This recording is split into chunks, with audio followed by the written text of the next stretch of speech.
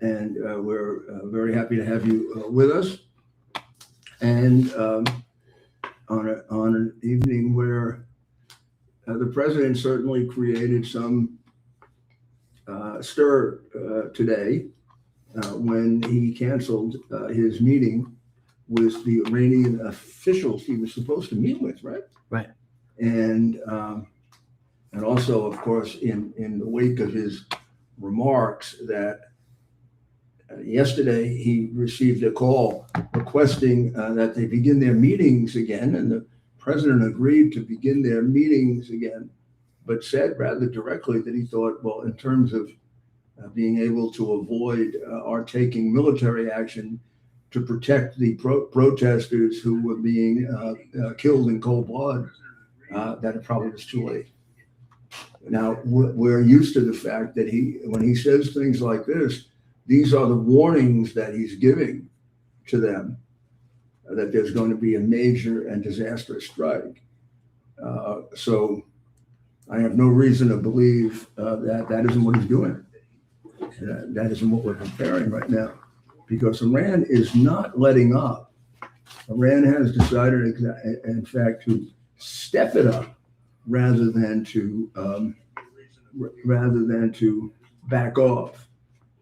Both the Ayatollah and his henchmen have said that if it doesn't cease, America is going to intervene militarily. It's something that we were reluctant to do.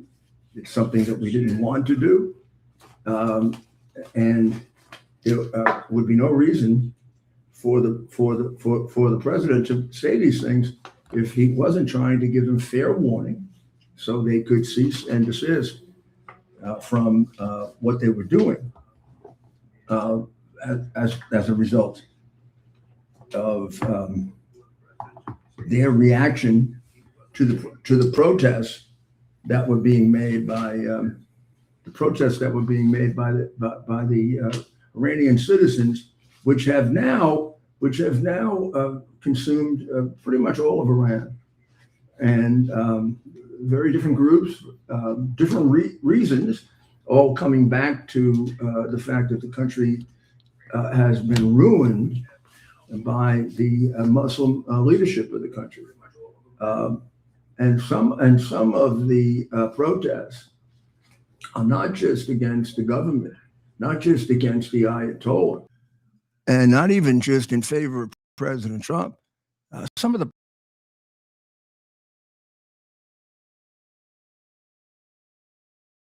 the literal dictates of the Muslim religion, you'd be protesting too, particularly if you were a woman. So where this will all end up, if we were dealing with some degree of rationality, we would say that for a period of time, the leadership, the Ayatollah and his they're called mullahs, would cease and desist for a period of time, even if it were in a way phony, just to buy themselves some time. But the reality is that does not seem to be the case. They already they're about to execute Irfan Soltani, and he's being executed for the crime of waging war against God. And that was during his arrest during a protest in Karaj. His family was told that he had been sentenced to death and that the sentence is due to be carried out on January 14, which is tomorrow. The widespread killing of civilian protesters in recent days by the Islamic Republic is reminiscent of the regime's crimes in the 1980s, which have been recognized as crimes against humanity. There was in the 1980s, in 1 year, they killed 20,000 members of the MEK. the organization that is derided and demonized and treated with all kinds of propaganda and lies, because it strikes fear not only into the heart of the Islamic terrorists, it strikes fear in the heart of the greedy, rapacious, brutal, dictatorial Pahlavi family, because they are opposed to both dictator and monarch. In other words, they're opposed to their citizens being put in the prison, which is now used by the regime, which was built by Pahlavi's father, and in which he carried out his executions, tortures, under the maybe most brutal and inhumane secret police in the world, certainly a match to the communists and Nazis, Savak. Also, just in case you think I'm fooling about that, his grandfather was a good friend of Hitler and established a lot of these things directly from Hitler, which he carried on under the guise of modernizing the country. It's one thing to take the veil off the women. It's another thing to chop the hands off of your adversaries, which was not uncommon under the father of the present guy who wants to reestablish the monarchy. He says that he's just wants to have a democracy and he'll move out. He fails to tell you he's already been crowned the king in a ceremony years ago. And he has an awful lot of people that are hoping to replenish all the money they stole from Iran in the 50s and 60s and 70s by coming back in. So I don't even know how much he's his own actor. Unfortunately and tragically, given the corruption of our media and even of our politicians, he has bought off a tremendous amount of support. For example, suggesting that he had anything to do with those protests, except a couple of people that were planted, as ridiculous. They've been doing protests in Iran since 2014. In fact, in 2018, the protests were greater than they are now. He wasn't anywhere to be found at that point. And these protests began in great numbers without him. He is doing what the Pahlavi family, who are a group of vipers, have done for years, which is latching onto the people of Iran and taking advantage of it. I mean, his aunt was an international drug dealer, which they always said she only did for herself. But she had pretty much freedom to do it under him and his family. And she made a fortune. Was that all for herself? Or did the crooked old man, his father, share in that? Who knows? That's just one of the many crimes committed by the Pahlavi family. And here we have, the establishment bowing down to the crown prince. He's no more a crown prince than John Gotti was, or John Gotti's son, let's say. At this point, hundreds of protesters have been killed, well, thousands. The international phone signals, the internet has been cut off. And you realize there isn't much of a reaction to it in Western countries. Right. I mean, this is significantly greater than anything done to the people of Gaza, significantly greater. And for no reason. They haven't attacked, killed men, women, and children, raped them, and chopped their heads off. Yep. They've done nothing but live their life. And they are being treated like animals. Right. You don't see any demonstrations for them. Instead, the demonstrations are for the woman who got killed because she drove her 2.5-pound truck into a law enforcement officer.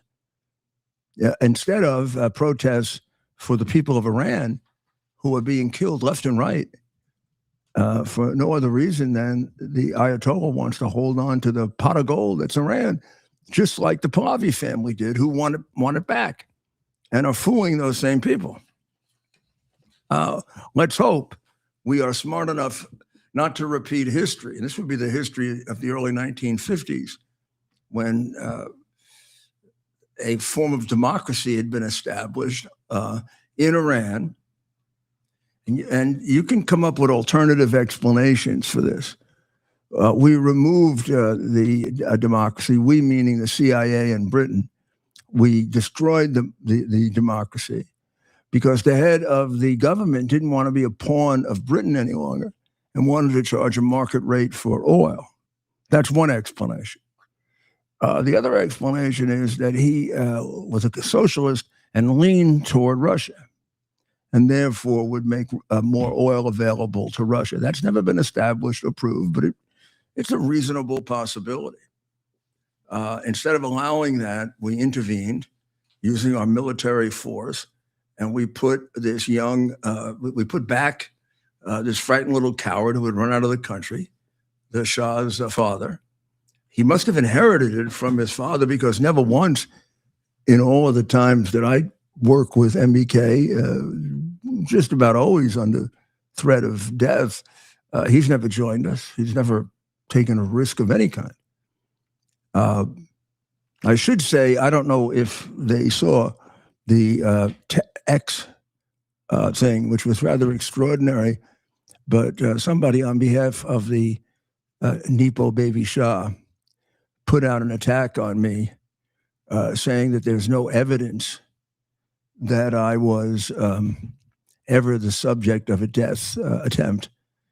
Well, I think they were really speaking of the Nepo baby Shah, right? Because there's unbelievable amount of evidence of it. And two occasions, one in Albania, when 4 people were arrested shortly before a gathering, where they had bombs and all of the maps and plans to kill me and Madame Rajavi. And then again in June, a more famous incident that got more attention, in which I was the keynote speaker and one of the targets of their, again, bomb attempt, for which they all were convicted in a public trial that got publicity in the international press. Right. Maybe you could play an article or two. Now, I've never heard of X taking your tweet and having someone else put right next to it a point-by-point false version or criticism of it. It isn't that they just respond as an answer. They get an alternative tweet to put next to yours. So I'm very, very suspicious that whoever did that was partial to the Nepo baby Shah and to the corrupt Pahlavi family. Did they do what the Pahlavi families usually do, which is to pay money? I don't know. Is Fox in their back pocket? Because I suspect that the Shah would have operated in the same circles as the family that owns Fox and dictates to it. But all of a sudden, you see the Shah now, never mentioned before, as a hero on Fox News, on the Post, and in the Wall Street Journal. Never mentioning that he's never had a job, never mentioning the unbelievable atrocities of his father.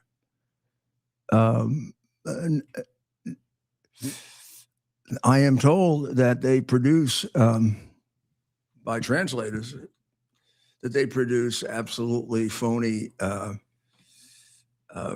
videos of the demonstrations where they make it appear as if people are yelling for the Shah.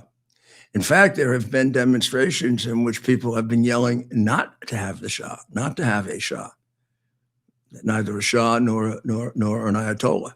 How about we govern ourselves? Sounds more sensible, doesn't it? Seems a little ridiculous to go from a dictatorship to an absolute monarchy. And if you think he's in favor of a constitutional monarchy, no.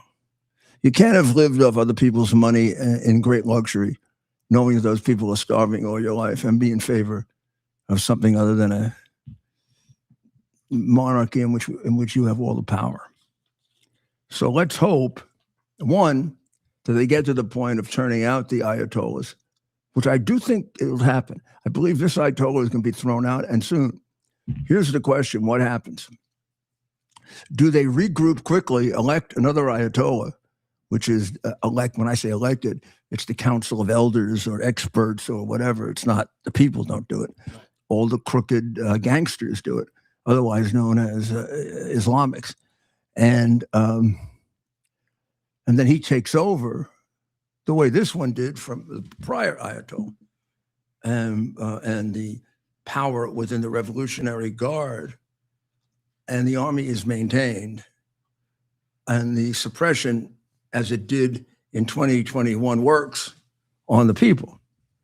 Or does it result in a storming of the Bastille, in essence, and a popular government takes over? In that case, the MEK is the best position to do that. They have, for many years, have set up an interim government in waiting, a government that could keep the trains running and the food flowing for the period of time that it would take to have a meaningful, informed, free and fair election, without any expectation that they would be in charge or have any specific role or asking for anything in return for it, other than to vindicate the 120,000 lives of their members that have been sacrificed in this effort over the 47 years. That gives you a big stake. The Pahlavi family lost its massive pot of stolen gold being replenished, although they walked out with enough stolen gold to live like kings and queens and princes for the rest of their lives, as the people of their country starved. The United States is stepping up planning right now for possible military action. There's no indication, as there shouldn't be, how we will do it. Will it be another extrication? Will we pull this murderous, homicidal old man out of where he is, or is it going to be a more general attack? I don't know. I do think, with the president's words, that they're going to be backed up. So far, he has. Do we have Kelly Jane Torrance with us? Well, Kelly Jane, is Rudy Giuliani. How are you?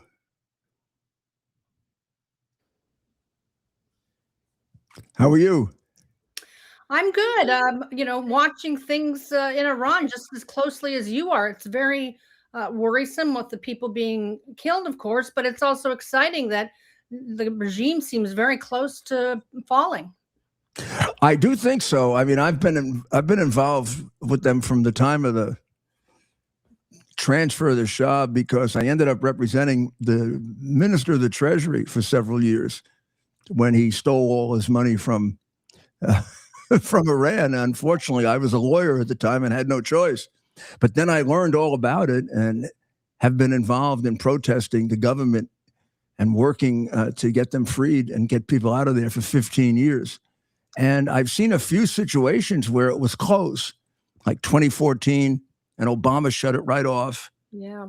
2017 and 18, which Trump encouraged, and it got pretty far. And then finally, they just brought everybody in and slaughtered people. I have a feeling they're going to get rid of them. The question is, what happens? Do they quickly put somebody else in, or do they actually go on to have a decent government? So what do you hear from what's going on the ground there? Well, certainly a lot of what I'm hearing is not what we're seeing reflected in a lot of the media in this country, unfortunately. And I'm sure you know that as well. People on the ground, they want an end to all dictatorship, and they certainly want an end to the mullahs. Now, there are some, isolated incidents of some people calling for a return of a Shah, but that's not the overwhelming majority of people. And really, we're not hearing and seeing it that much. Now, the isolated incidents, of course, have been used in this country to try to claim by some that there's this overwhelming movement for Reza Pahlavi to swoop in, the so-called crown prince. But that's not what I'm hearing and seeing. And of course, these protests, as you noted, have been going on for quite years, but off and on, as of course the regime is so brutal in suppressing them and murdering people. But there's been for years now disenchantment. I'm not sure they were ever enchanted, but certainly, people have been against this regime for a long time. And there are people like like you said, you've been working. I mean, honestly, you've done more for freedom in Iran, Rudy Giuliani, than I think Reza Pahlavi really has done. And I know people, and I'm sure you do as well, that Iranian exiles and dissidents who have really devoted their lives to their country and their countrymen and have been working for freedom. And certainly, the protesters are not coming out as Reza Pahlavi claims. Oh, I've told the protesters to come out, so they've come out. No. They've been coming out for years. Yes. At various times. It's not him calling them out, and it's certainly not him, behind this. That's for certain. But he's certainly trying to take advantage of the situation. And unfortunately, I've noticed a lot of media in this country falling for it.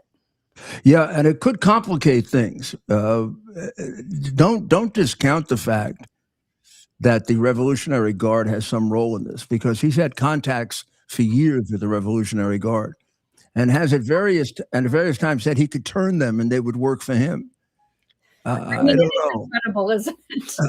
I don't think anybody's turning the Revolutionary Guard. Well, it's interesting because obviously, I think life was much better under the Shah than it is under these mullahs, no question. But at the same time, the Shah had a very, serious, counter, sort of protest force, and he had his own spies, and of course, tortured people. I met a woman in her 90s who still has scars from being tortured by the Shah's men before the revolution. And so, there's certainly, you kind of worry when Reza Pahlavi has said in the past, as he has, that he's ready to get the Revolutionary Guard to work for him, because we certainly know that his family has used such forces in the past and not for good. Yeah, the Savak was one of the most notorious secret police. You're correct. I mean, the story of the Shah is a mixed one. One is an attempt to modernize, an attempt to work with the rest of the world. And the other was massive dictatorship and killing and murder and theft. And he was I guess they were thieves that believed in trying to modernize their people. It's incredible. The Iranian people are such a great people. So many engineers out of that country, but they're also very poetic. It's just a great civilization, and they've really been having to fight for their freedom for so long now. And it's I hope it's within their reach very soon. Well, that is one of their advantages. They have an incredible amount of resources. Now, the MEK alone has vast resources. They fund any number of operations, including the ability to broadcast directly into Iran every day. Now that gets cut off, but I've given any number of speeches to the Iranian people and gotten feedback for it. Not now; it's been cut off now. Right now, the regime has instituted what seems to be a total blackout. Mm-hmm. Well, let's see. We'll have to pray and hope that this puts it over the top. It eventually is going to fall. So, God willing, it'll be now. Exactly, and we'll see if he, if the supreme leader manages to flee to Russia, as we heard he would plan to do, or if he's, going to have to stay and face justice for decades of crime and just awful murders. And it's just the people have been, they really deserve justice, but they sure do. Let's see him out of here, no matter what. Well, thank you very, very much. We'll be in touch. And thank you. And I'm really glad you're highlighting this issue. I know it's so important, and you're letting people know a lot of things that they're not getting from the rest of the media right now. Well, thank you very much. God bless you. Well, that was very, very informative and very helpful. Yeah, I think I probably told you that that is Tehran behind us, correct? That is. Yeah. As you can see, it looks from the outside like a very modern city. And it is a modern city, actually, probably one of the few in Iran. And it's a great world city, of course. And it does kind of reflect the debatable attitudes in Iran. What's missing are the many, many other nationalities that make up Iran that are not Iranian, and in some cases not Muslim. And they are as opposed, if not more opposed, to the Ayatollah and to the Shah, because he was particularly brutal to the non-Iranian, of the non-Persian Iranians. And they bear tremendous hatred of the father and the family. So you'd begin with that fissure, which was utilized brilliantly by the Ayatollah to make them think that they would be brought in by him when they weren't by the Shah. And of course, he had no use for them either because they weren't Muslims. They're people that should be killed. He is a strict interpreter of the Quran. And what the Ayatollah says, he does not make up. He reads it in the holy book. It's there, remains there. It's there in the book that Mandani swore on. He swore in a book that exhorts him as a Muslim to not be friendly with Christians and Jews, to kill them unless they submit. That was Muhammad's last word on the subject. And what he did in his life. That's the book that he swears on, a book that puts him in mortal competition with fellow Americans. The same thing is true of Keith Ellison, who is the crooked, appears to be crooked Attorney General of the state that seems to have taken more money in fraud than so far any state in history, all for the benefit of the Somali people and the politicians of that state. And all during that time, Keith Ellison, who has a very, very questionable reputation to start with, was the Attorney General and now is doing everything he can to hide it or minimize it. He's been a scoundrel for quite some time. But he also took the oath of office on the Quran. He took it on Jefferson's Quran, which seemed to make it all right. Although Jefferson was a great critic of the Muslim religion and doubted that it was a religion. And his interlinings, I have a copy, of course, a modern copy of that inside.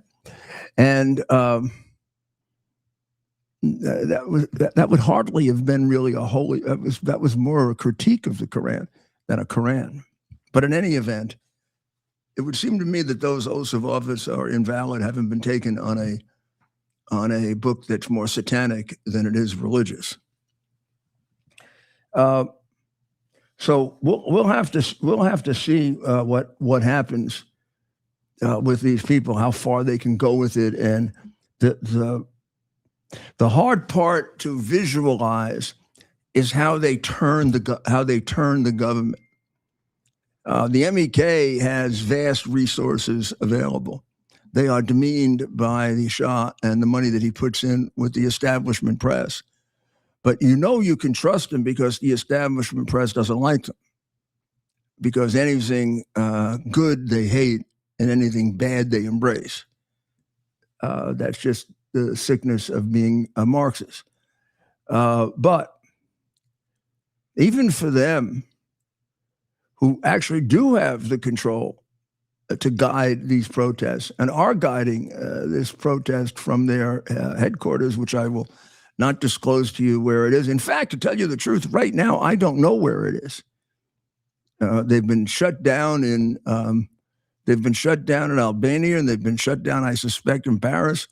But they have alternative sites, and they're operating, and they're getting information from inside, and they're conveying orders from the outside.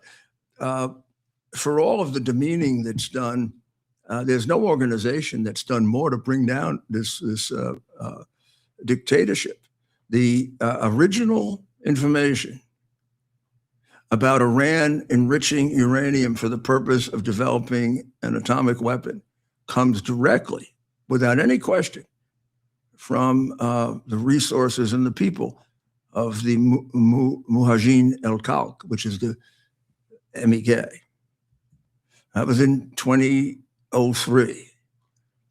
4 years later, they discovered another Fordo, which is one that was bombed. They discovered another one. That led to tremendous serious concern about their developing a bomb.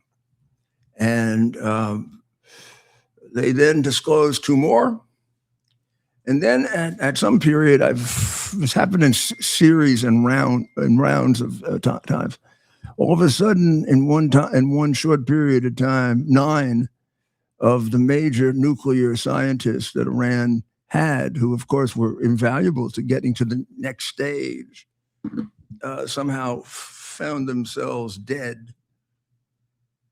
And there is no question that they were fingered by the MEK, and the coup de grace was done by the Mossad. Both deny it. Not very convincingly. That again was repeated a number of years later. And then, of course, culminated in the attack that Israel made, in which you saw something and you saw it and probably were a little amazed, but had no idea what it was. I knew exactly what it was. You see a building. The building is untouched. In the middle of that building, there's an apartment that's blown out. 1, maybe 2.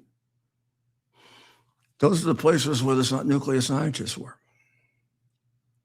Often that was done by a drone that was set off several blocks away. That drone had been there probably for 2 or 3 years, ready to go. Because the MEK assisted Mossad in, I guess comes out of my cousin Vinny, in blending. Now, the Mossad is creative at blending without help. But very often, in order to blend, you need help from the natives, right? Mm-hmm. They got to teach you what to say. They have to teach you what to act, and got to put you in a situation that's very, very comfortable. And the Mossad is great at that. It doesn't just do that in Iran, but in Iran, their main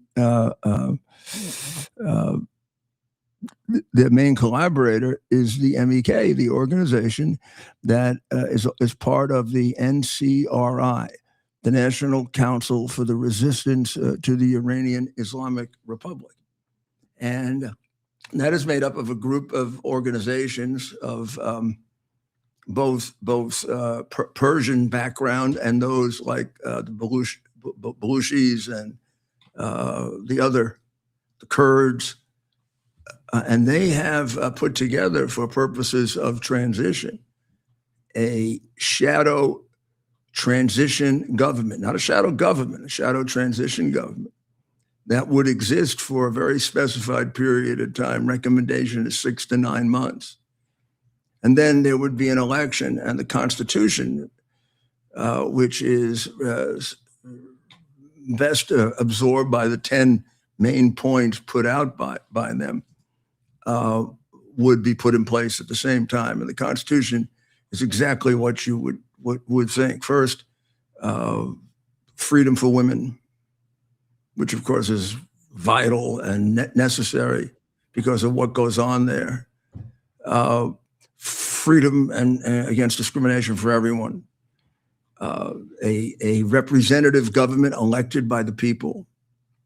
No dictator, no king, an elected president, an elected prime minister, right of free speech, freedom of religion.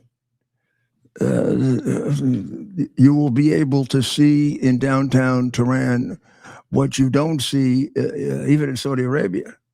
You'll see crosses and stars of David for the Christians who will be allowed to practice their religion there publicly, and Jews will be allowed to practice their religion there publicly.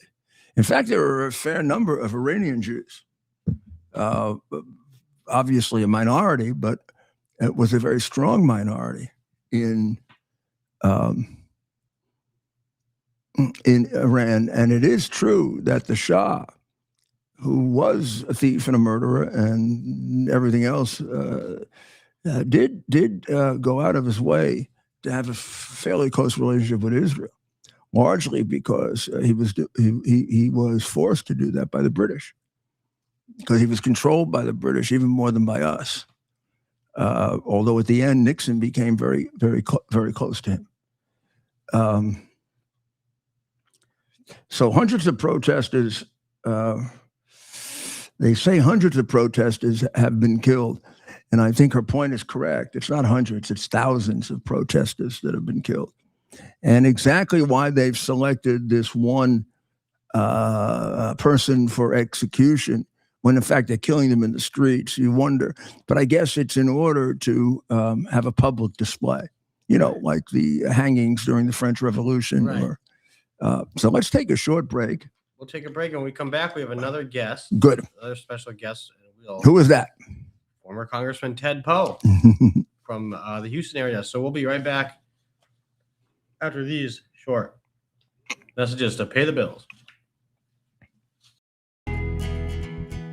Here we are, pretty much at the beginning of the process here at this pristine, I call it a laboratory. It's not like a factory, it's like a hospital. This is the beginning of the process for roasting. Deep grain, very good quality. Most people don't use this quality. We deal with small farmers because they like to know who we're dealing with. They give us the highest quality, all organic, non-GMO. You should know all Arabica beans, no Robusto, all Arabica. They're gonna go into the roaster and it'll get roasted for about 20 minutes or so.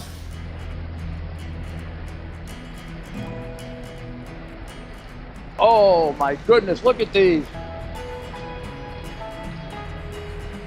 My goodness.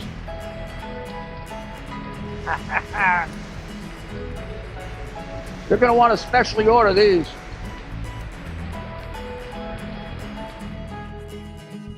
This is what goes into Rudy's coffee. U.S. Army Major Scott Smiley paid a high price serving our nation.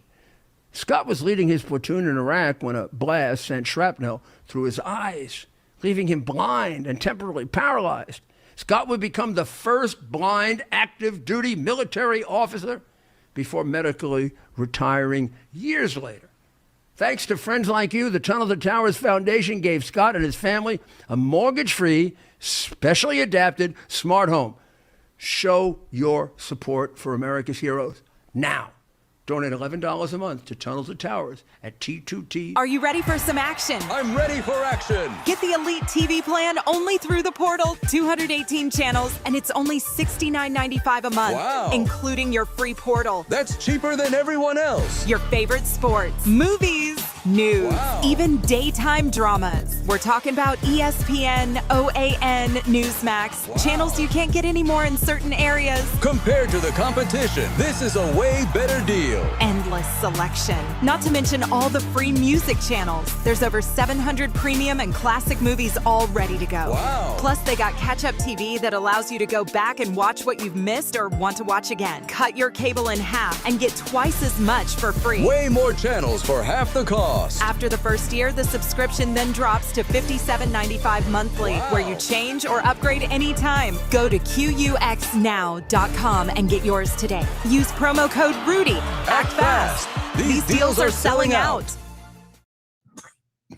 This is Rudy Giuliani back again with America's Mayor Live, looking like I'm sitting in Tehran. You don't know that this is a dream for me right here. First time I spoke for the MEK, which I'm going to guess was about, to the major gathering, 2010, June of 2010 or 2011. I was informed that as I got up in front of this crowd of about, at that time, they've gone up to as much as 100,000. It's about 70,000 people. That this would be broadcast in most of Iran.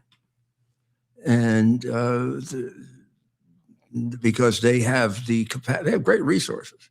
They had the capacity to break their shield. And then we got a lot of feedback. And I ended each of my speeches now, of which there probably been about 8 of those formal ones, right, and altogether about 50. I ended it with saying, I look forward to seeing and meeting all of you at this time next year in Tehran. And for the first time, I feel like if this is getting through, I don't know if it will, if it involves Iran, which it does, they will try to get it through. I feel that this is a reality now. Now we will be able to get into Tehran, and from the really significant experience that I've had, not just with the MEK, but with the Iranian people as a result of that, these people, by and large, like America. This death to America comes directly out of, it comes directly out of Muslim theology. We're infidels. We're thought of really more as Christians, I guess to some extent as Jews, right? Because we have a large Jewish community. But I mean, it doesn't do much good if you go from Christian to Jew or Jew to Christian. Muhammad was in favor of killing both of us and did kill both of us in rather large numbers. In fact, Muslims killed many, many more Christians than Jews, largely because there are just many more Christians to kill. But their hatred of us and their religious admonition and their religious duty is to kill us. Everything I tell you is in the Quran. If you want to, you can get my podcast, and I'll read it to you and show it to you. Because as I did with Biden, I just don't tell you, I show you. We have with us a really great American who has a vast knowledge of this subject, and it's Ted Poe, former United States Congressman from the free state of Texas. Right, Ted? That's correct, Mayor. Now, that's Ted, correct. Tell us your experiences with Iran, and particularly with the MEK, given the fact that it is possible, don't you think, that there might be something that happens in the next month or two? Yes, I think something's happening. This is the time. After 40 years, it's about time. I know a lot of Iranians, American Iranians. I know they love you. They love and you. and many of them fled Iran before the Shah, during the Shah, and right after the Ayatollahs took over. And in both periods, they had loved ones, family members, brothers, sisters, kids murdered, especially by the current regime. And as you know, thousands and thousands of Iranian citizens who have family members in the United States have been murdered over the last 40 years by the Ayatollah, and nobody has been held accountable for it. And I came in contact with many of those survivors, and I worked with those who lived in Camp Ashraf. That was the camp in Iraq of Iranian refugees that left Iran, but fleeing the Ayatollahs, were kept in Iraq in a camp, protected supposedly by Americans, and they weren't. They were attacked by the IRGC, the Iranian IRGC, while they were in Camp Ashraf. These are Iranian dissidents. And then they moved to Albania. They're still being harassed by the government the Iranian government there. These are all Iranian nationals. They are pro-democracy folks, people you've been talking about. They want a democracy, and they are now working to have that democracy. For 40 years, they have been in constant demand for a free, secular Iran, non-nuclear Iran. And they've been punished, they've been tracked down and killed and harassed through those 40 years. Many of them in the U.S., many of them in France and other places. They have worked with the United States. Now, these are Iranian dissidents now in Iran. They've worked with the United States. They've worked with Israel. For information. All of this information we're getting about what's taking place in Iran with their military, their nuclear program, we got that information from the people who live there, the dissidents. They have sacrificed their lives and their freedom many times to get that intelligence to the United States, to the West, to Israel about what the government's doing, especially in its nuclear capability, its ballistic capability. Those people want what everybody wants in the world, freedom. And they are hardcore freedom fighters. They want that. They sacrificed much while they are there. They're being punished by the Iranian government up until this very hour. Absolutely. They've taken to the streets several times over the years. Under the Obama administration, they took to the streets, and we didn't support them. All they want from the United States is political support. They don't want boots on the ground. They don't want us to come over and take over their country. It's their country. They want to have a free election, elect the person they want to run their country. But they want the United States to at least say that the current Ayatollah is a warmonger and he is not the legitimate ruler of Iran. So, Well, I've met a lot of those people like you have. I've met them overseas, and they're wonderful people, but they're still in mourning, Mayor, for the loss of their family members under this current regime who have just murdered them because they disagree with the current Ayatollah. You know, Ted, I think, and it's hard to wrap your mind around this, but I think over the years, the 47 years, I think the number is about 120,000 of their members alone who've been killed. Yes. In one year, there was one year as many as 25 or 30,000 were killed when they went on a rampage. That's and true. They are now the primary target. So when we hear that 10 people are dead in Iran, probably 6 or 7 are members of the dissidents. That is true. And like I said, Mayor, none of them have ever been held accountable. I'm talking about the killers have never been held accountable. And they have done atrocious things to these people in Iran. And of course, they're unarmed. None of them, there's no Second Amendment in Iran. And I mean, there's not. They don't have any guns. But kids have been taken and put in jail. They've hung people publicly for disagreeing with the Sharia law that they have over there, all kinds of things. But the saddest thing about it is nobody has been held accountable in the government for the murder of their own people. Like you said, it's probably over 100,000 people that have been murdered, and they're still fighting. They're fighting for freedom, and we should give them every kind of support we can. But they don't want our military there. I mean, that really is amazing that they want to do it on their own and presumably can do it. I mean, they are very strong. Now, have you, and all the time that you worked with Iran, which goes back, a number of years? Yes, sir. Have you ever seen the son of the Shah, the crown prince, raise a finger for them? No. I have not. Neither have I. He's raised a finger for himself. And I met him in Washington. He came to see me. Pleasant guy. But it was interesting, Mayor. The first thing he wanted was a photograph with me. Now, that kind of bothered me. I mean, he didn't know me. Why do you want a photograph with me? And we never got that photograph. But as you know, he wants to be and I didn't agree. He wants to be in charge now. Right. And I'm very cynical about that.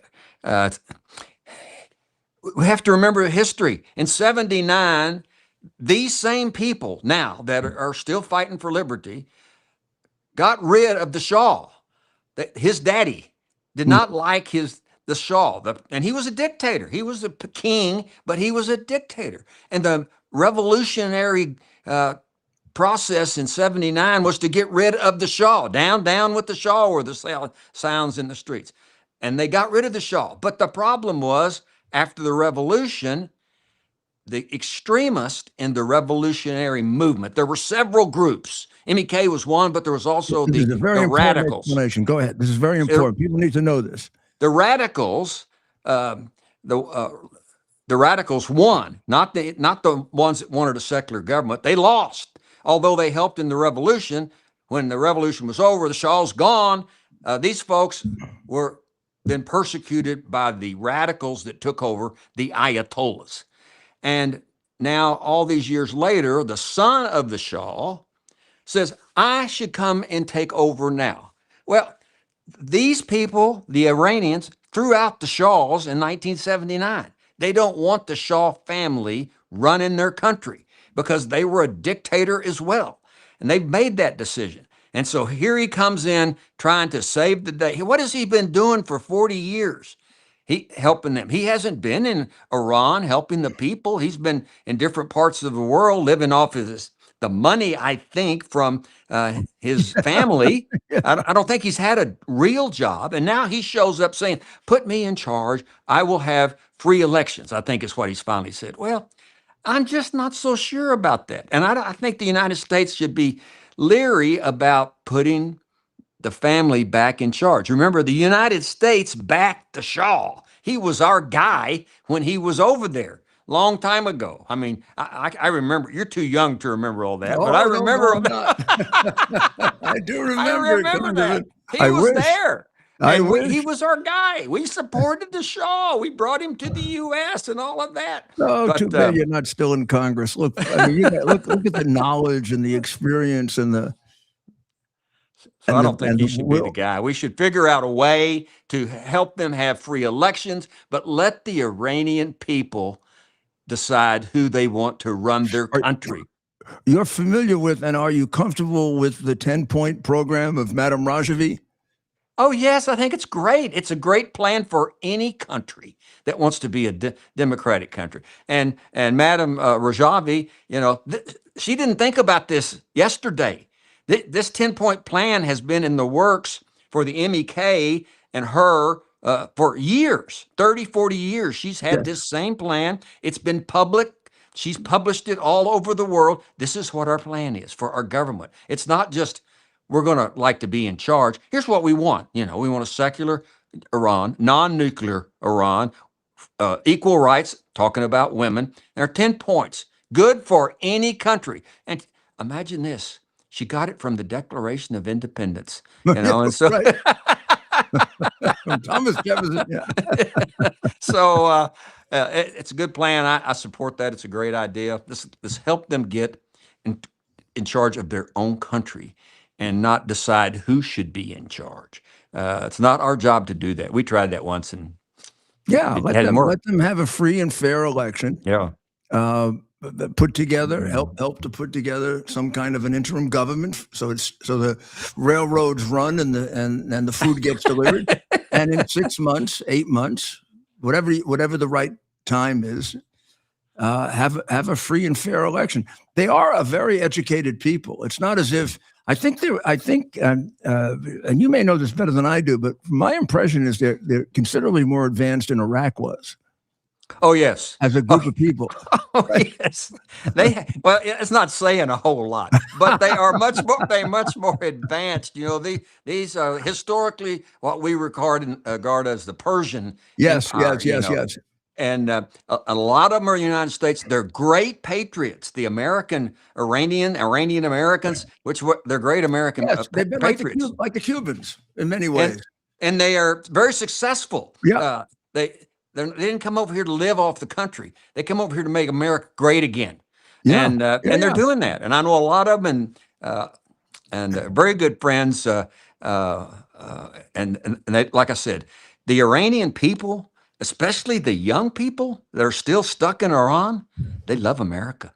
They love America. They do. They like us. You know, Well, that this can't could be be said of a another. lot of folks in This the could in be Middle East. another great change that'll start projecting our country in the direction it's going now under Trump. So let's hope it happens, huh? That's right. No, God bless you, Congressman. Thank you, You're Mayor. a great American, and you continue to really help us. Thank you. Thank you, Mayor. Good to talk to you. When they come from Texas, they really love this country, don't they?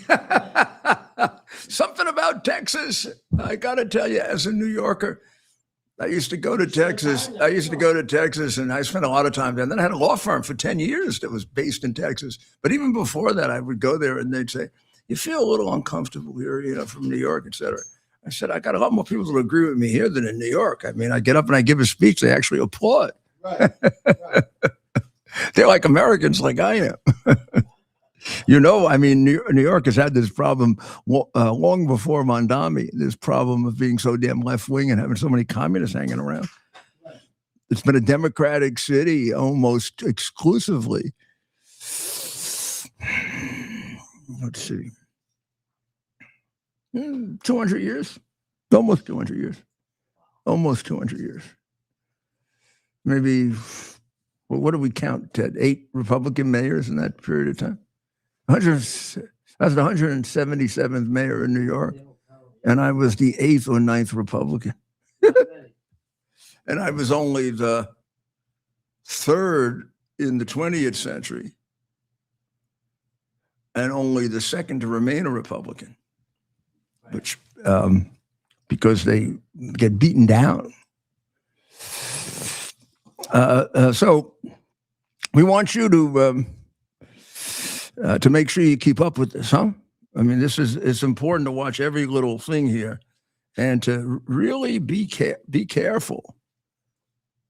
Just be darn careful that we don't end up with this dictator slipped in that's just going to result in another revolution. The people aren't going to accept it. And a lot of the information that you're getting about the Ayatollah and the people, as Congressman Poe pointed out, a lot of it is just the usual, the reason why we're here. I guess I can only say lies, right? I mean, both guests from very different walks of life, one a journalist for the Post and the other a very, very experienced, knowledgeable, world-savvy congressman, expressed both the same feeling that the Shah's a fraud.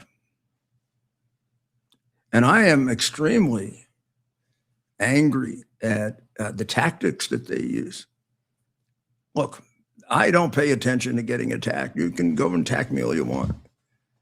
And this is only to just point out the perversity of the people who support the Shah.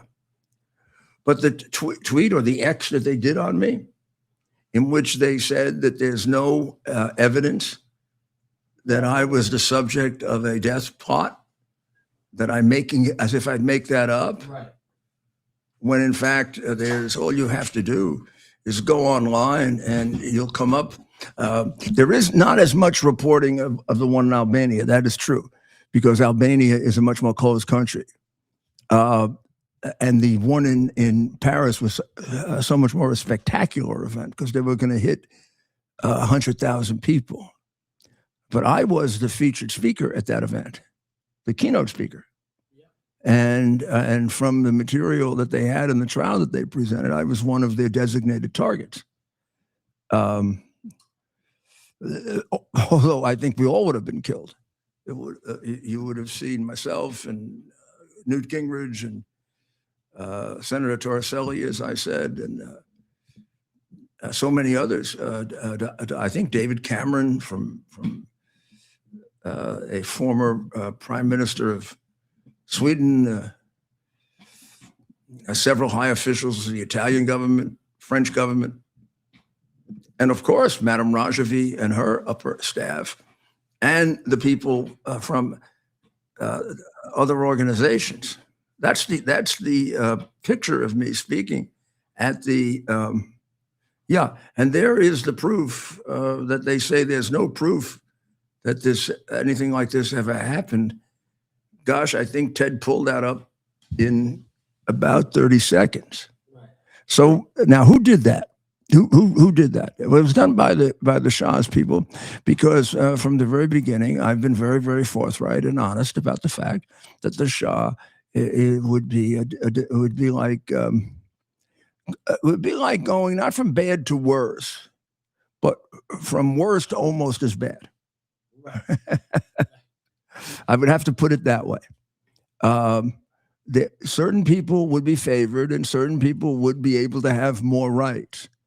Other people, if they opposed the Pahlavi family, would be put in prison. The prison that's used for political prisoners was built by the Pahlavi family.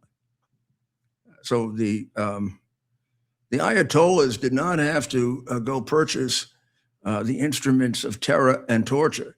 When they took over Iran, they were dutifully supplied by the Pahlavi family.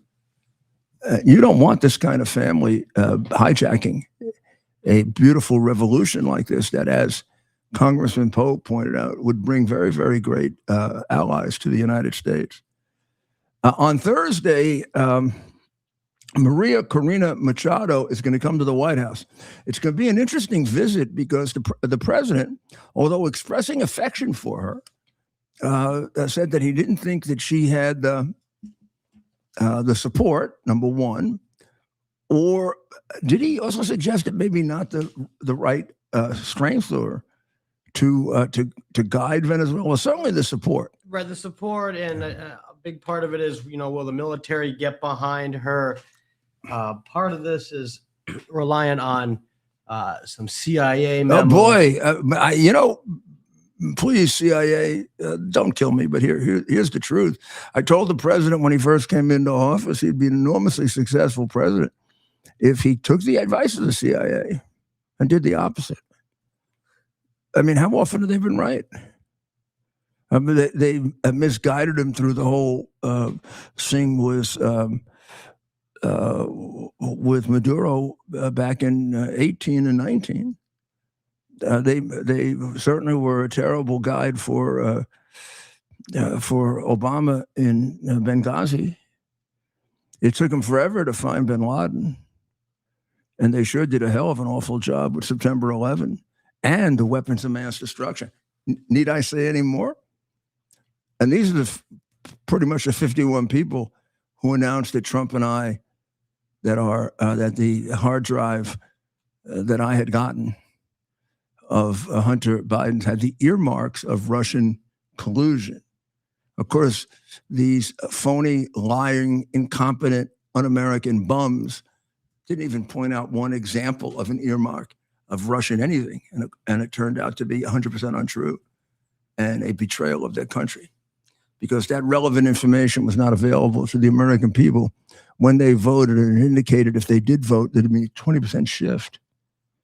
And the election that was eventually taken from him by phony paper ballots was taken from him also by fraud. Right. And the fraud was carried out by the CIA. And the CIA has long corrupt relationships with the Pahlavi family.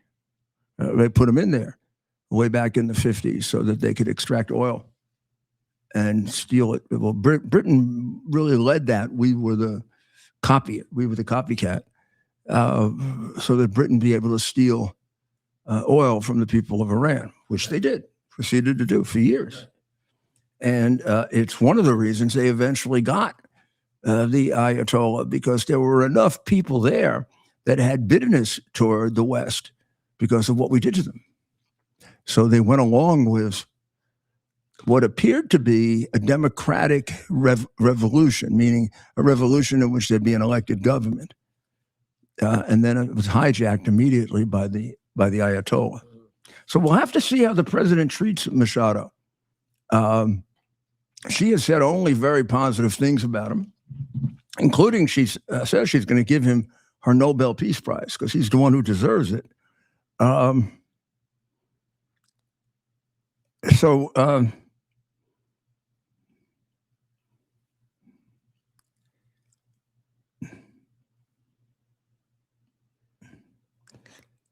I don't know. I don't know how this is going to turn out, because so far they've been acknowledging Delcy, what's her last name again? Rodriguez. Delcy Rodriguez as the acting president. A very dangerous situation, since she is a murderer and a terrorist, but appears to be under our finger and control. Although there have been many incidents in this short period of time where she's gone and veered from that and put some very dangerous people in very critical positions, only to have Secretary of State Rubio have to change that. The problem is you're not going to find all of them. We're not there every day. She is running the government. We can pick up a lot of the things that she does. Like she put a murderer in charge of the secret police and torture him. Whether he's been removed or not yet, I don't know. And it is creating a certain degree of cynicism with the people of Venezuela, who had expected that at least the upper guard of Maduro's government be gone. And she is Maduro's government. She was his number 2 person, and a very loyal number 2 person, and so she ratted on him. Now, Rodriguez is clearly a flawed and dangerous choice. Machado, on the other hand, actually would not be the president. She was taken off the ballot illegally by Maduro. But her party won, and therefore the designated president, let me see if I have his name here, but she would in fact be the person. The party does look to her as the leader, because in fact people knew they were voting for her when the election took place, and she won by a very large margin, like 30%.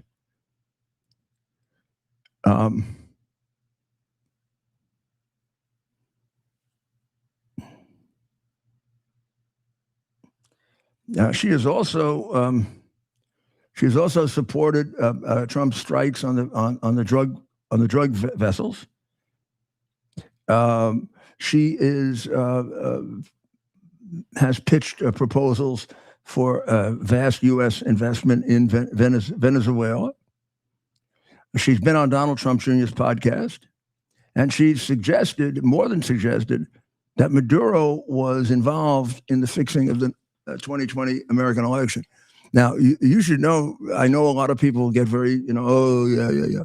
The reality is there's no question that the heads of the companies that were allegedly involved in this had all had a meeting in Venezuela and have all done work in Venezuela. And the Venezuelan elections are notoriously crooked. So there is a connection. How deep and whether it was proven. And I was always one that thought, if we're going to prove the theft of the election, we're going to do it with the paper ballots, because the machines are too complex in the way in which they've covered it up. And also the numbers, the margins weren't great enough. By and large, the vote from the machines, altered though it might have been, was delivered by the time you got to the counting of the paper ballots. And he had won. Now, they may have cheated on the machines, or they may not have, but they didn't. Whatever they did, they didn't do enough to win. They needed the phony paper ballots to put it over the top. For example, let's just take Georgia. He was ahead on the machines in Georgia. Mm-hmm. And it took the paper ballots that were being printed in a factory about 3 blocks away from the arena. And to this day, no one on behalf of Donald Trump has seen those. No one's. I've not been able to touch it. None of his staff.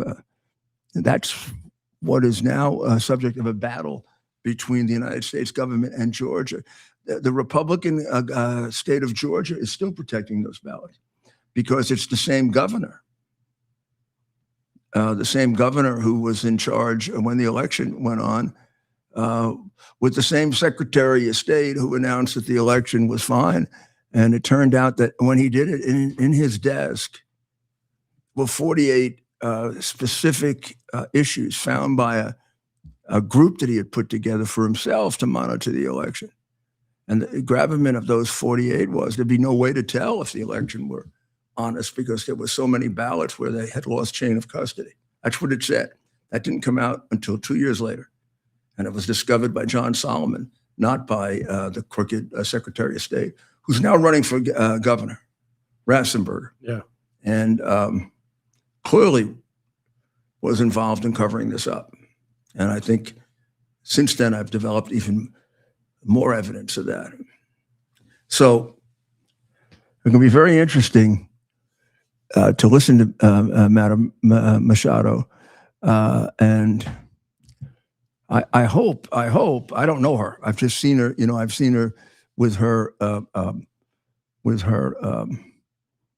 ceremony and admired her bravery and her ability to be able to get out of Venezuela where they almost killed her. But it'd be interesting to see how she performs and what she's like, because she would be a far safer choice than Delcy the murderer. So shall we take a short break? And we'll be right back.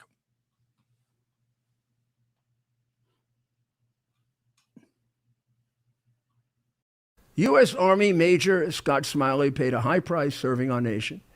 Scott was leading his platoon in Iraq when a blast sent shrapnel through his eyes, leaving him blind and temporarily paralyzed. Scott would become the first blind active duty military officer before medically retiring years later. Thanks to friends like you, the Tunnel to Towers Foundation gave Scott and his family a mortgage-free, specially adapted smart home. Show your support for America's heroes now. Donate $11 a month to Tunnel to Towers at T2T.org. Are you ready for some action? I'm ready for action. Get the Elite TV plan only through the portal. 218 channels, and it's only $69.95 a month, Wow. including your free portal. That's cheaper than everyone else. Your favorite sports, movies, news, Wow. even daytime dramas. We're talking about ESPN, OAN, Newsmax, Wow. channels you can't get anymore in certain areas. Compared to the competition, this is a way better deal. Endless selection. Not to mention all the free music channels. There's over 700 premium and classic movies all ready to go. Wow. Plus, they got catch-up TV that allows you to go back and watch what you've missed or want to watch again. Cut your cable in half and get twice as much for free. Way more channels for half the cost. After the first year, the subscription then drops to $57.95 monthly, Wow. where you change or upgrade anytime. Go to QUXNow.com and get yours today. Use promo code RUDY. Act fast. These deals are selling out. Here we are, pretty much at the beginning of the process here at this pristine, I call it a laboratory. It's not like a factory, it's like a hospital. This is the beginning of the process for roasting. Deep grain, very good quality. Most people don't use this quality. We deal with small farmers because they like to know who we're dealing with. They give us the highest quality, all organic, non-GMO. You should know all Arabica beans, no Robusto, all Arabica. They're going to go into the roaster, and it'll get roasted for about 20 minutes or so.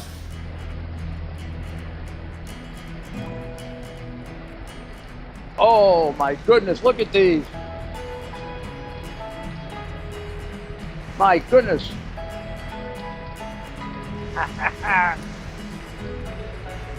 You're going to want to specially order these.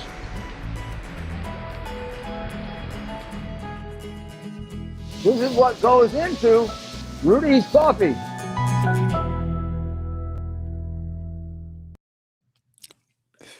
Welcome back. The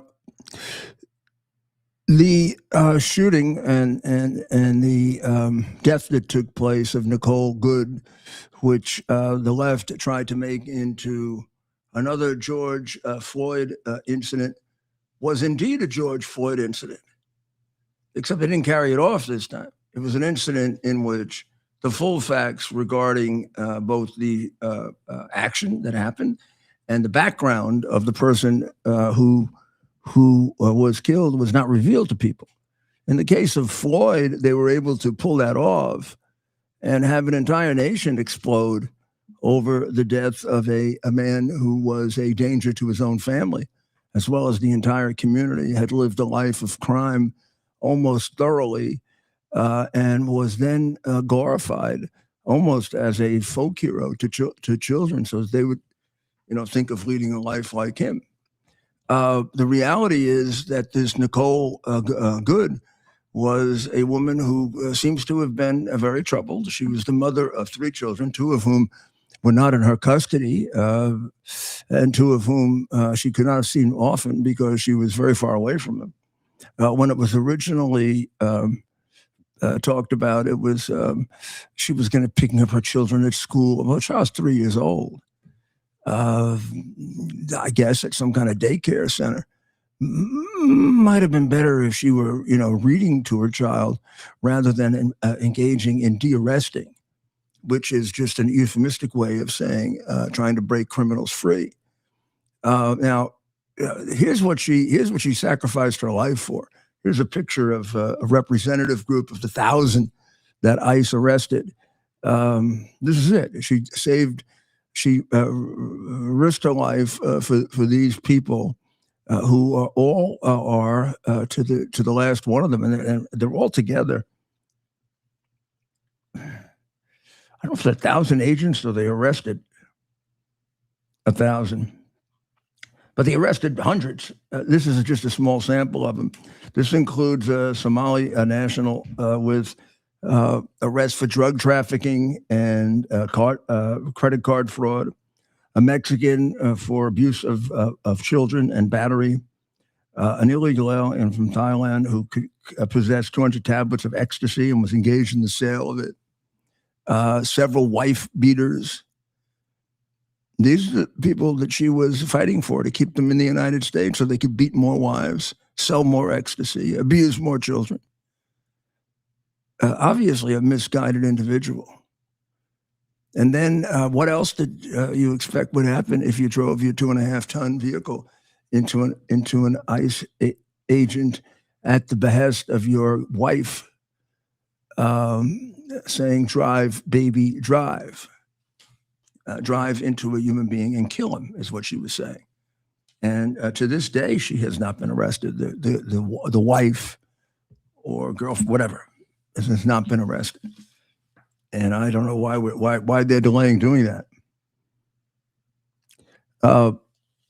So Greenland will not accept a U.S. takeover, they say, and they're asking for NATO's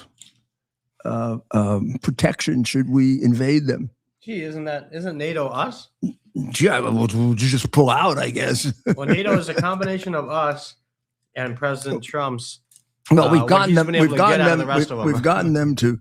I just think of the right proposal wins the day here, and I think the right proposal, and I think the way it's phrased is important.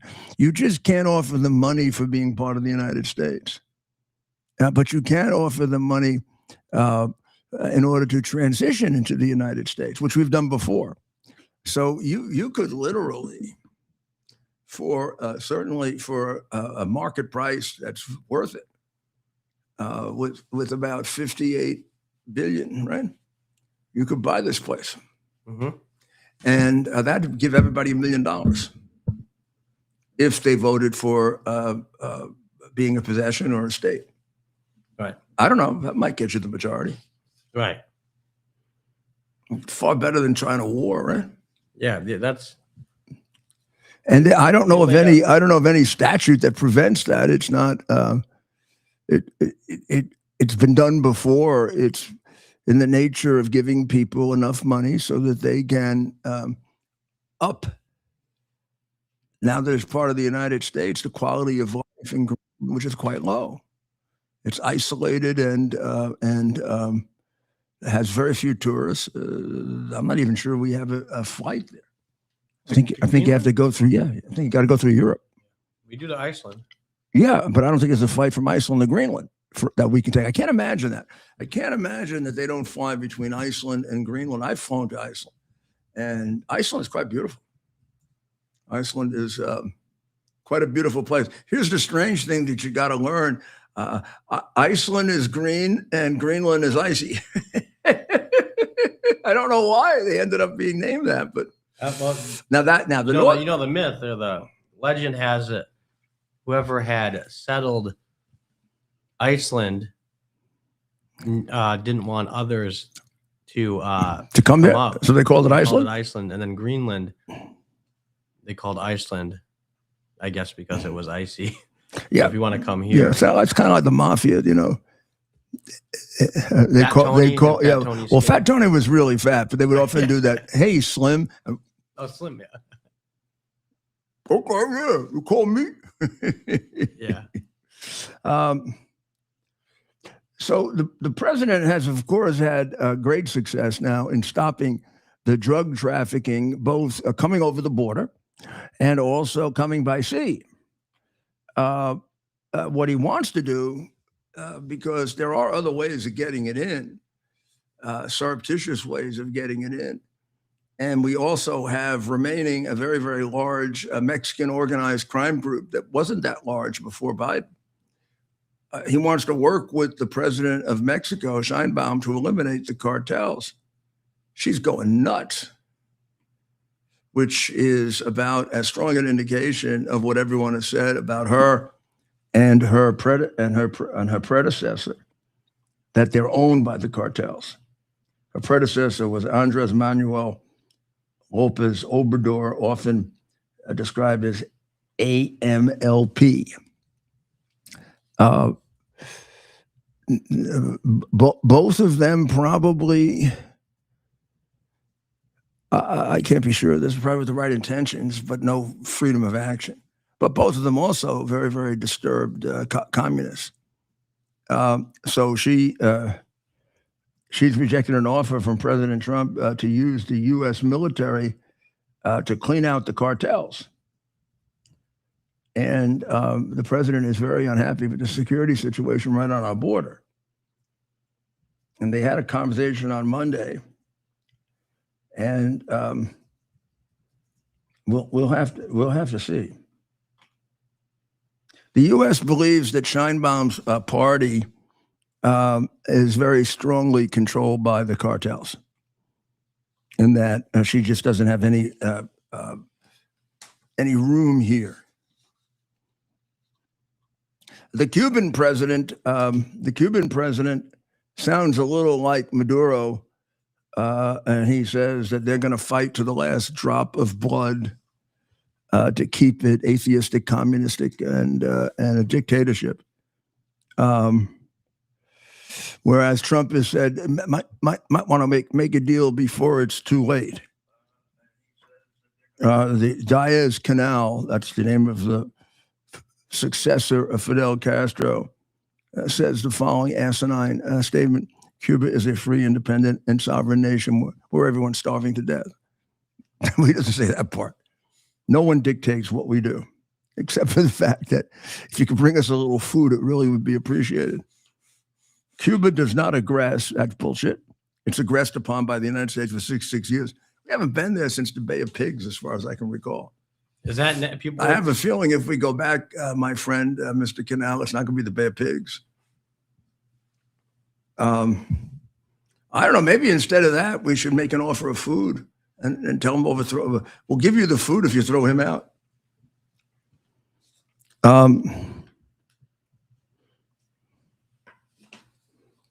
Right. So this Maduro Chavez regime has ruined, devastated what was on its way to being the richest country in South America. I met a woman the other day who grew up in Venezuela of the 70s and 80s. And that's when the national magazines in the United States featured numerous articles about the future of Venezuela was so bright.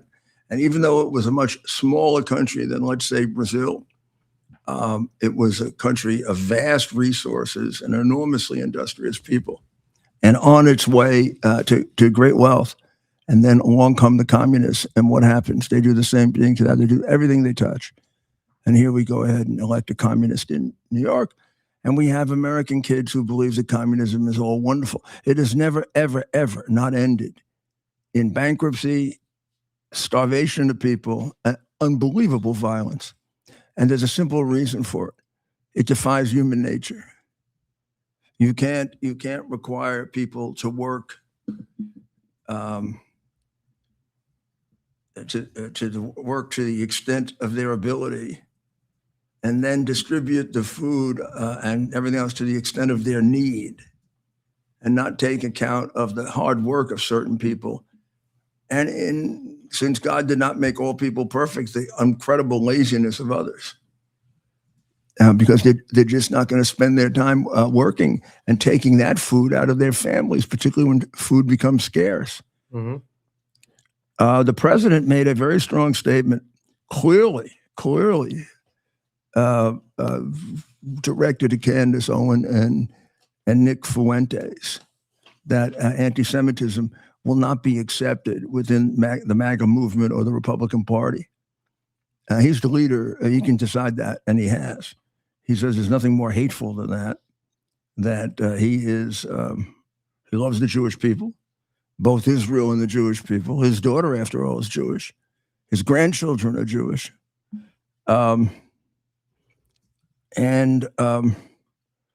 He specifically was referring to Fuentes and Owens and the people and the stupid people following them.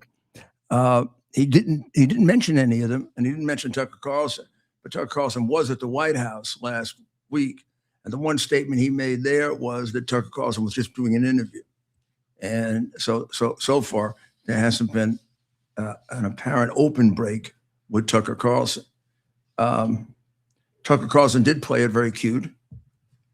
The problem for Tucker Carlson is he did a completely dishonest interview, Right, of Fuentes, as he did of Putin, as he did of the historian who says that Churchill caused the Second World War.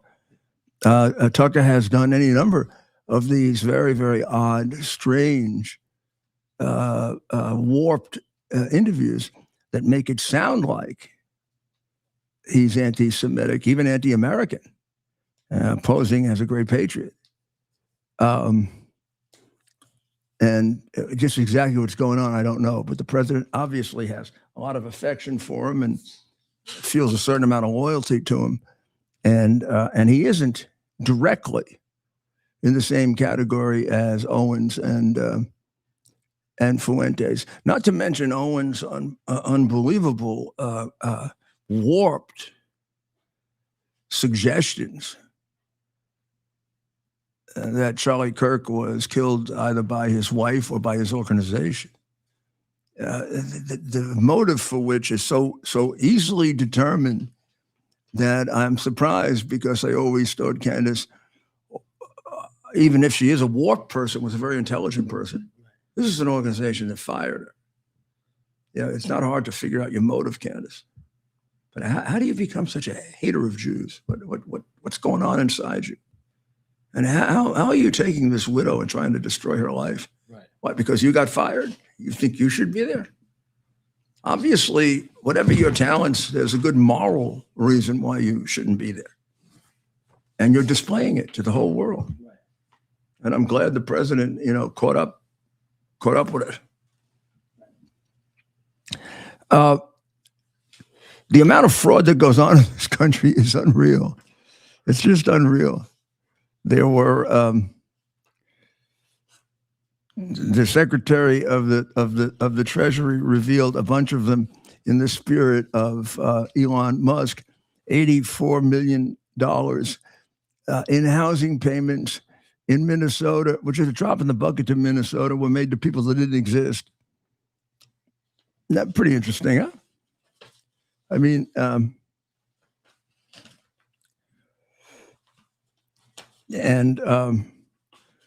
there's a whole study being made of all the money stolen by Fauci. We'll have to see how much that is. And the TANF money that was also stolen. I don't know. He estimates that about 10% of it is straight out fraud. I think it's closer to 50. But one can't tell. The fraud case, or no, I'm sorry, the perjury case involving Powell, I think has more to do with the Congress's annoyance at his hiding things and keeping things from them, and the fact that he's trying to build a Taj Mahal when he made it appear as if he was going to build a tent. I don't think that's a case that's going to go much further than his answering the questions and being lectured to about his dishonesty. I don't know that it's at the level of criminal wrongdoing, since it is a government project and not the first government project that was way over budget. I am surprised that the president was it is so public that the president is disappointed with Pam Bondi. This administration, unlike the last one, has been notoriously disciplined about this kind of thing. Right. I mean, I'm sure it's not just Pam Bondi it would be unnatural that he isn't disappointed with some of the performances in the administration. I mean, it's just human. Right. Having run an administration not of the same complexity, but similar complexity.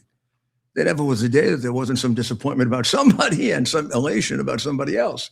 Right. But I was very fortunate to have an administration that did very, very little leaking. Some of these administrations leak this stuff all the time. And sometimes they leak, when they do that, they leak false stuff. They'll say, the mayor thinks Ted is doing a poor job, but I think Ted's doing a great job. And they just leak it. They just leak it because they want Ted's job. Now, why they think that, put me in the position of the president, right? Why they think I would get rid of somebody I think is doing a good job because they leak it to the Washington Post. That used to work when the Washington. They used to work when the Washington Post ran the government. It used to work when you didn't have President Trump, or you operate similarly. Or President Reagan, or someone where the Washington Post doesn't run the government. Bingo, exactly. But even some Republicans, right? Like, Well, some Republicans suck up to the Washington. Pressure, right? Maybe not nowadays, but right. So I don't know. You and the president are the exception to that. I don't know how to. I don't know how to read this. I mean, I don't know how to read how accurate this is. This is a very big headline.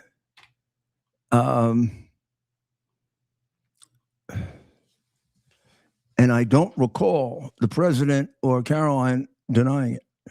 Okay. What's the headline? Complaints in recent weeks center on failed prosecutions by Pam Bondi. Now, when this has happened, for example, happened to Pete Hegseth, right? Right. She was very, very quick to come out and say this is absolutely untrue. Yeah. And it's happened to a few others. And she has been used by the president to come out. And I'm sure the president instructed her to do it, or she did it by asking the president. Yep. And I don't recall Caroline making a comment saying we have full and complete confidence in Pam Bondi. Yeah, that's a good point. And that is almost de rigueur when these things appear. Right. I mean, it almost just absolutely happens. So sometimes you don't believe it. I do, because I know they're pretty straight about this stuff. But I mean, sometimes you don't believe it, but at least it's done. Sometimes it's done and the next day they fire him. Right. But this, yeah. But it always usually comes out. So I'm really, really shocked if it hasn't. Now, maybe I missed it, so I want to be careful. Yeah, let me look. You want to look before we sign off? Yeah, I got just a few more things to do, because it'd be a shame if it was done. I hate to do this to Pam. She's a friend, and I really am in no position. I'm going to read through this more carefully. I didn't have the time, and I'll give you my opinion about it. But at least initially, I'm not in that school. that thinks that I don't know if they think she should be removed or.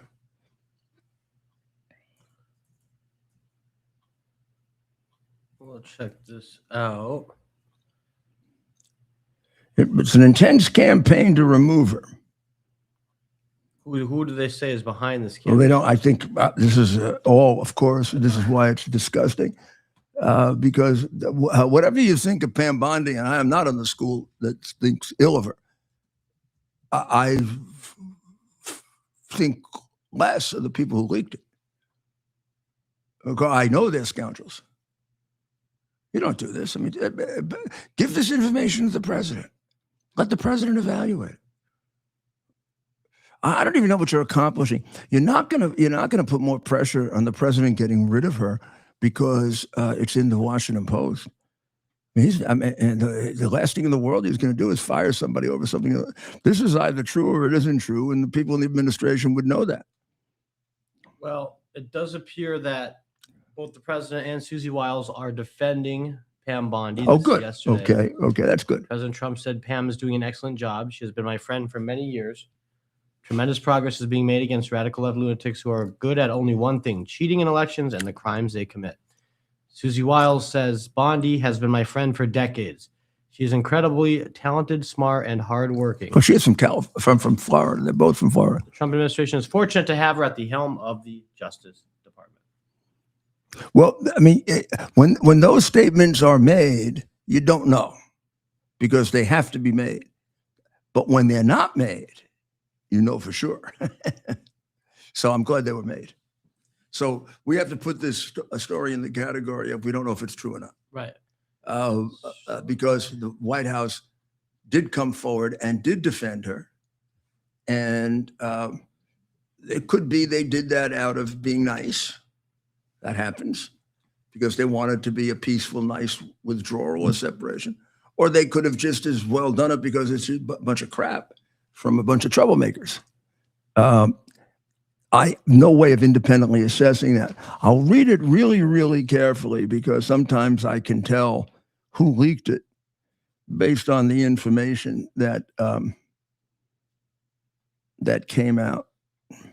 Although a quick reading of it, it's kind of generic. It's hard to say who leaked it.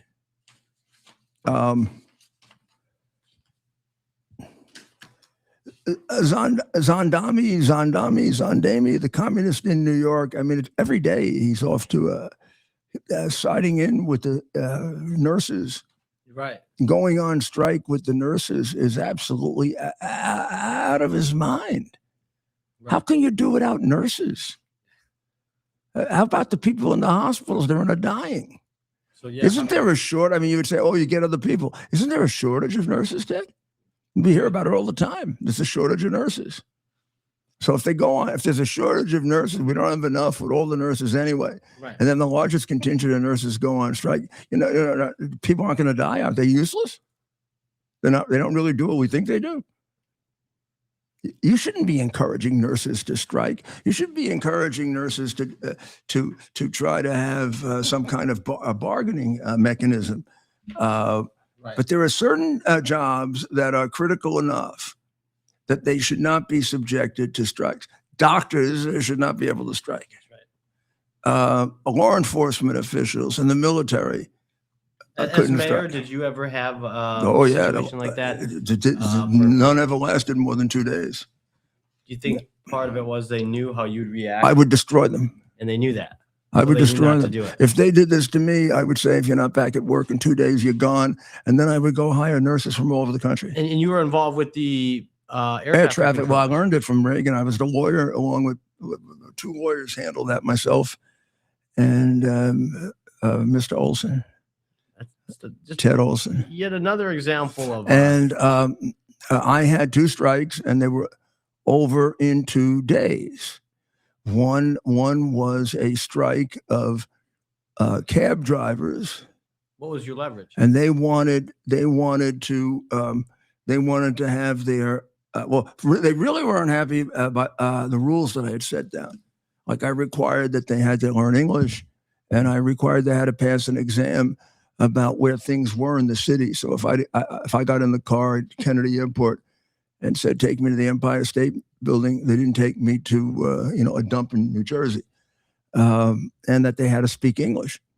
And then I also refused to give them an increase in allocation until they modernized the cabs, until they went into a program of modern cabs and didn't have a bunch of 3, 4, and 5-year-old rickety, dangerous cabs around. So they went on strike when I did that. Wow. And I said, well, this is a good idea.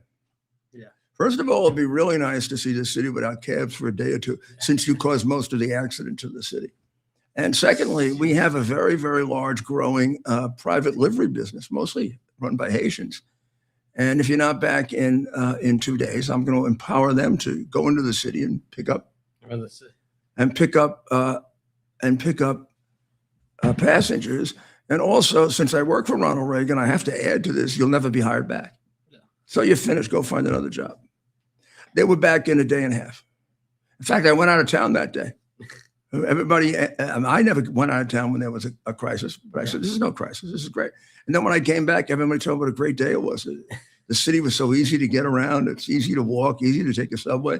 Right. So I said, maybe I'm not going to have to hire that many people. It's like you learn how nice. And I started making contracts with the Haitian. I was ready on Wednesday to put them in place, and they were all back on Wednesday. That was one strike that I had. Then I had a strike, and it really wasn't as much a strike as it was a contract dispute. The legal aid lawyers, who don't work for the city directly, but work under a contract. They work for the Legal Aid Society, right, and the city contracts with the Legal Aid Society, right, to handle indigent defendants, which is a constitutional right that people have. Yeah. They went on strike, and I said, you can't go on strike. People can't get arraigned, and then criminals will get let out of jail. Right. We'll have we'll do what Cuomo and de Blasio eventually did, put all the criminals out on the street. Would have happened a lot earlier if it wasn't for me. Yeah. I said, and since you are lawyers, you're going to understand this really well. And this is a contract. You just breached the contract. You didn't come to work today on purpose. So I'm going to do the same thing I did with the taxi drivers, because we can hold these people for 2 days. You better be back on Wednesday. Whoever doesn't come back on Wednesday never gets rehired. And I will now start contracting with other law firms to handle this. So we had a group of law firms, had to pay a little extra money. And we got rid of the ones who they sued me. The ones who we never hired back sued me, and we won. Wow. Because it was a contract. It's like, I agree to pay you and I don't. You don't have to give me what I bought. Right. It was more of a contract dispute than a labor dispute. But we used the same principle, which is what you should do with these nurses. I mean, if you do take on a job that's critical to life and death, there's certain options you don't have. If you're a police officer, you do not have the option of striking. If you're a member of the military, you don't have the option of striking. If you're a mayor, you don't have the option of striking. You might not like the fact that they don't pay you enough, or Gracie Mansion maybe isn't big enough for you. Right. But you can't go on strike for a bigger Gracie Mansion. Sorry. We could go on strike to get rid of the communist that runs the cities. The Supreme Court of the United States held a hearing yesterday on a transgender athlete case. And Justice Alito pressed one of the lawyers arguing and focused on defining women in the context of trans female athletes, particularly competing in world sports, and made it pretty clear that he thought the whole thing was nuts, that men could compete in women's sports and that we couldn't figure out the difference. Now, that must have made Justice Jackson feel kind of weird, because she's the one who announced a few years ago when her confirmation hearings were going on. She was asked by one of the best senators, Marsha Blackburn, can you define a woman? And she said, I'm not a biologist.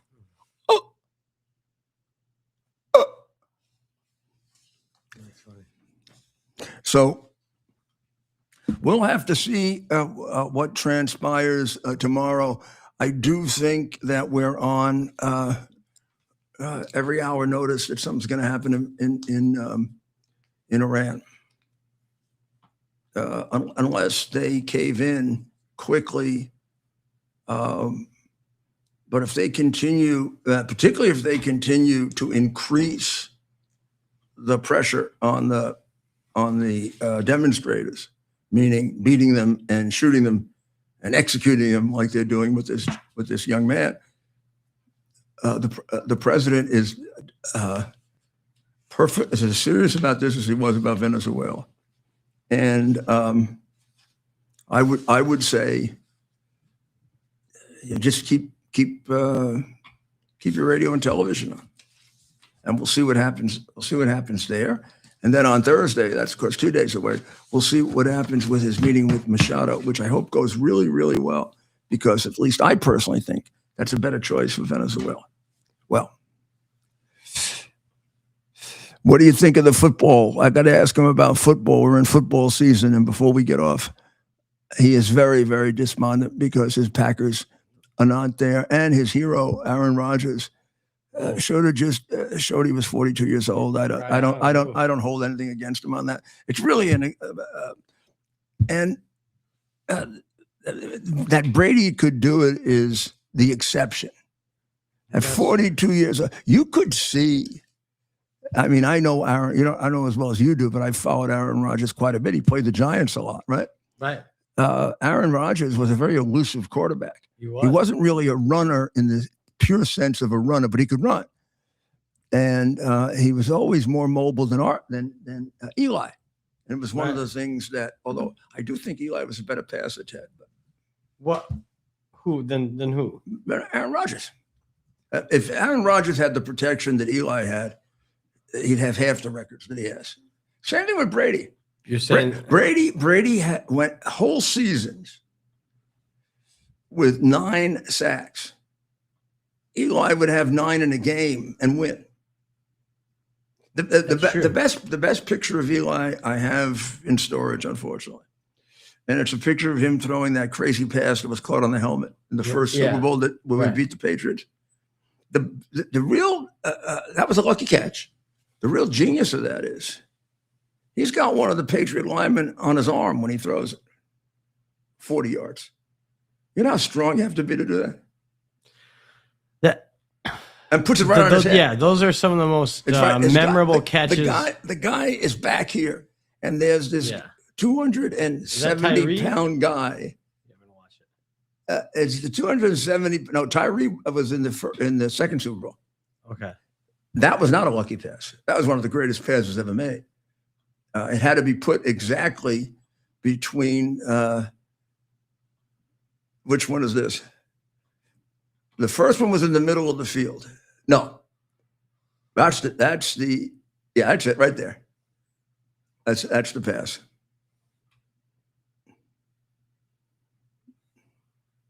That's Coughlin, great coach. But see if you can get. Is that it? Yeah. Beautiful the way he took it away from him, huh? Right. You see? So you see that guy coming at him, Ted? When he let go of the ball, the guy had his arm. Yep. He pushed through his arm to throw it. Yep. The other catch you want to look at is the helmet catch, and that's David Tyree. And it hits him on the helmet. That was the first Super Bowl the Giants won. Yeah. And it hits him on the helmet, and he caught it on his helmet like this. So that one you would call, in some ways, a lucky one. Yeah. This other one was just a great pass. He put it right there. Yeah. Giving the guy a chance to catch it. Yeah. Also, the touchdown pass that won the game was quite good too. It was. We have that. So in the second Super Bowl, Brady had 9 in a row in the first half, passes in a row. Right. Eli had 12 in a row in the second. Wow. I think this is a touchdown right here. This is nice. Yeah, well, that's Plexico Burress. With 35 seconds left to win the Super Bowl. Must be exciting. Yeah, you couldn't notice the guy couldn't keep up with him at all. Had he kept up with him, Plexico, Oh man. Plexico was 4 inches taller and about 10 times stronger. Yeah. He could catch it over anyone. The Giants got him from Pittsburgh. Yep, I remember that. He helped win the first Super Bowl. And another thing, another credit to Eli, he won the second Super Bowl with completely different pass receivers. Unlike the other great quarterbacks, he had no one pass receiver that stayed with him for his entire career. He was constantly working on training new pass receivers. But he used to have them come to his camp in the spring, and they'd work all spring. So they could anticipate each other. Well, we're getting late, and we're keeping you up late, and there are a lot of other things I'm sure for you to do. I hope it was helpful to get a lot of this background information, particularly the way we're being snowed in a very dangerous way about this guy, Pahlavi. And it really is deja vu all over again. Thank you, Yogi Berra, when in fact this is the same mistake we made in the 1950s with his crooked, brutal, somebody perfectly capable of unjustifiable homicide, his father. And whatever he is, he certainly is a ne'er-do-well, as Congressman Poe pointed out, who's been involved with MEK with me, and even longer than me. He's never lifted a finger to help Iran under circumstances of threat or any other. And because I said it was under circumstances of threat, the Shah's people went and lied about me in a defamatory text. And if I could figure out who did it, I probably would sue them. Right now, I can only hope that we will figure out who did it. But the cowards, of course, didn't put their names on it. But there's no reason why I shouldn't. I mean, all it would have taken to find out it was untrue is just put my name in, put in Paris, and put in Iranian attack on Giuliani. And you'd get the picture that he showed you. Front page, guy under, I don't know which, there are a number of them. There's one when he was convicted too. Yep. So let's pray. Let's pray that this whole thing in Iran finally turns the corner and we get rid of the Muslim reign of terror in Iran, where they are interpreting Muhammad as if you really should follow what he says. And let's pray for the people in Israel. Right now, it looks like they're going back with Hamas, but it doesn't look like the whole thing is breaking out. All the others are staying out of it. And let's pray for the people of Ukraine. I think this is a horrible waste of life now by the Russians. It's so damn unnecessary to do these killings. I mean, whatever they won, they won. Whatever they didn't win, they didn't win. Somebody should make an accommodation based on that. And for the people of the United States, particularly our ICE agents, who are being the emotional atmosphere to get disturb people to kill them or run into them with big vehicles is so great. And it's being done deliberately. And these people are really, really sick people who are doing this. So pray for us, God, please, and deliver us from all of this and give our president the strength that he needs to get us through. You've given him so much strength. And we're fortunate that you saved him and that you helped guide him. God bless America.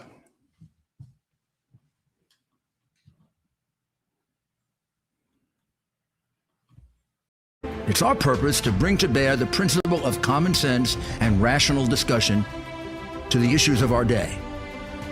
America was created at a time of great turmoil, tremendous disagreements, anger, hatred. There was a book written in 1776 that guided much of the discipline of thinking that brought to us the discovery of our freedoms, of our God-given freedoms.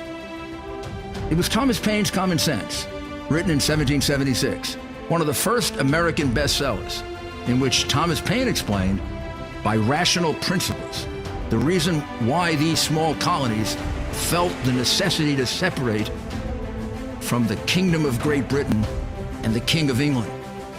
He explained their inherent desire for liberty, for freedom, freedom of religion, freedom of speech, the ability to select the people who govern them. And he explained it in ways that were understandable to all the people, not just the elite. Because the desire for freedom is universal. The desire for freedom adheres in the human mind, and it is part of the human soul. This is exactly the time we should consult our history. Look at what we've done in the past and see if we can't use it to help us now. We understand that our founders created the greatest country in the history of the world, the greatest democracy, the freest country, a country that has taken more people out of poverty than any country ever. All of us are so fortunate to be Americans. But a great deal of the reason for America's constant ability to self-improve is because we're able to reason, we're able to talk, we're able to analyze,